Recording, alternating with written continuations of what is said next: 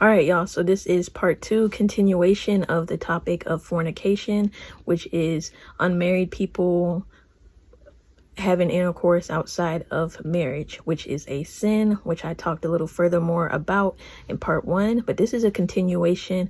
Now we're going to talk about soul ties. Many people will say, well, soul ties are not in the Bible, but it does talk about two people becoming one through a sexual act, which is intercourse. God saved sex for marriage for a reason, because when you marry that person and then you have sexual intercourse, that's kind of like what seals the marriage in a sense, right?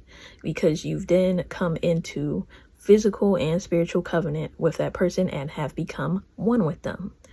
It's not the marriage certificate that makes you one.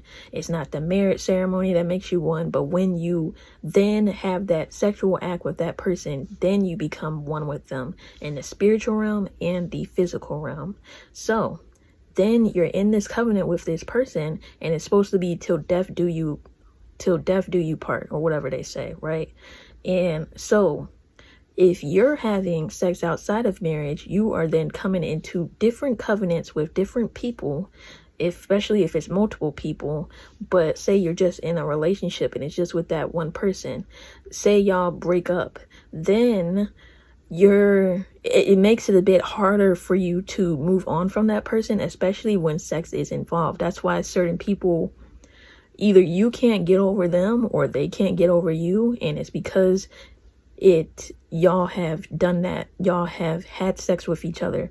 And because when you're in the dating process of getting to know that person and then you then add sex into it, it clouds your vision, because like you're linked to them. Like it's like that you have that pull, like even if they're a bad person, it's like you have that strong pull on you to not want to let go of them no matter what they're doing, right? Or it may be harder to move on, or it may be harder for them to move on from you because sex was involved, and that wasn't something that was supposed to, that covenant that you made with them through sex is what binds y'all together. So then if you break apart, go to somebody else, break apart, go to somebody else, then you're giving away pieces of yourself that was only meant for that one person. So you have all these different soul ties with all these different people, or a few people, or that one person, and it has to be broken off through prayer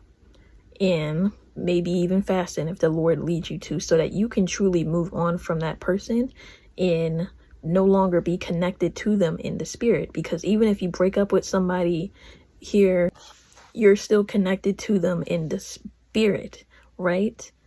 So that connection has to be broken off with God's help, of course, because if that connection is not broken off in the spiritual realm, you're going to continue having dreams about this person. This person is going to continue popping up and maybe even taunting you. They're just not going to go away. They're going to keep bothering you, even if you do move on to another relationship, because that demonic access has been open because you stepped out of God's will for you to have sex with this person. So then you have to deal with the repercussions of that until you make it right with God. Repent, ask the Lord for forgiveness, and ask him, look up prayers on how to break soul ties, and the Lord will lead you on what to do from there. But if you are a Christian, you should not be having unmarital or premarital sex with anybody. You're supposed to be holy and consecrated before the Lord. And when it's time for you to get married to that person, if that's the person that the Lord has called you to, then you get married to them. But don't be dibbling and dabbling in fornication, because you are in trouble with God if you think that that God is okay with you bowing down to other gods, which I talked about in previous videos. So go watch part 1. But this is the end of part 2. If you have any questions, reach out, comment, and that's the end of the fornication part videos. And join me next week, and we're going to be talking about lust.